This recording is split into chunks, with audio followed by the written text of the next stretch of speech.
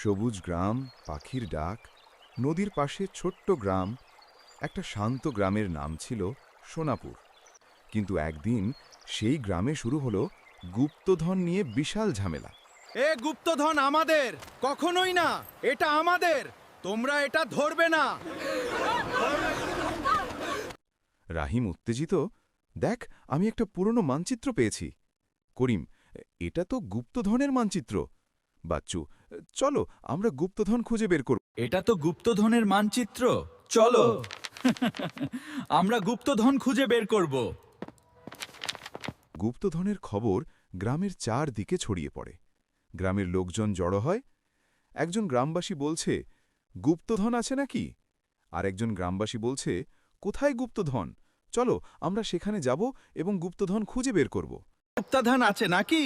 হ্যাঁ, আমাদের মানচিত্র এটা প্রমাণ করে। হ্যাঁ, গুপ্তধন আছে। সবাই মানচিত্র দেখে দৌড়াতে শুরু করে। জঙ্গলে গ্রামবাসীর অভিযান। ঘন জঙ্গল, অদ্ভুত শব্দ। বাচ্চু ভয়ে, এখানে ভূত আছে নাকি? এখানে ভূত আছে নাকি?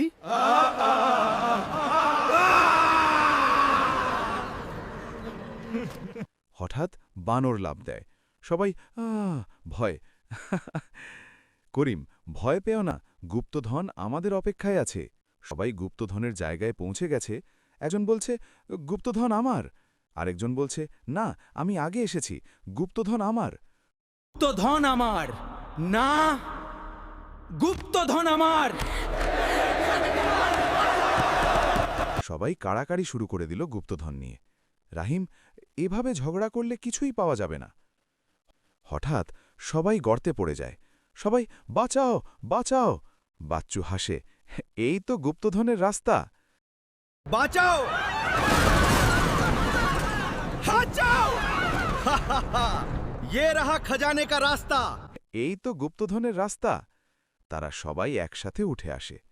তারা গুপ্তধনের বড় বাক্স পেল। মাটির নিচে একটা বড় বাক্স।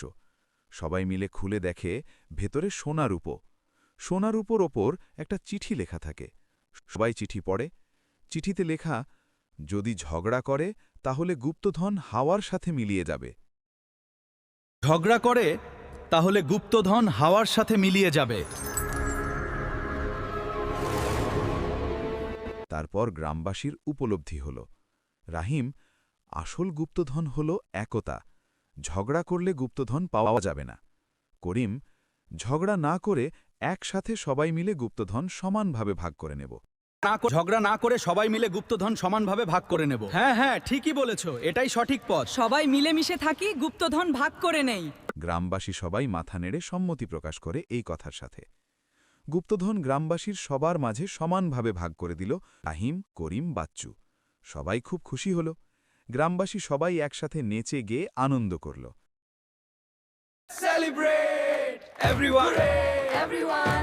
লোভ আর ঝগড়া নয়, একতা আর বন্ধুত্বই আসল গুপ্তধন।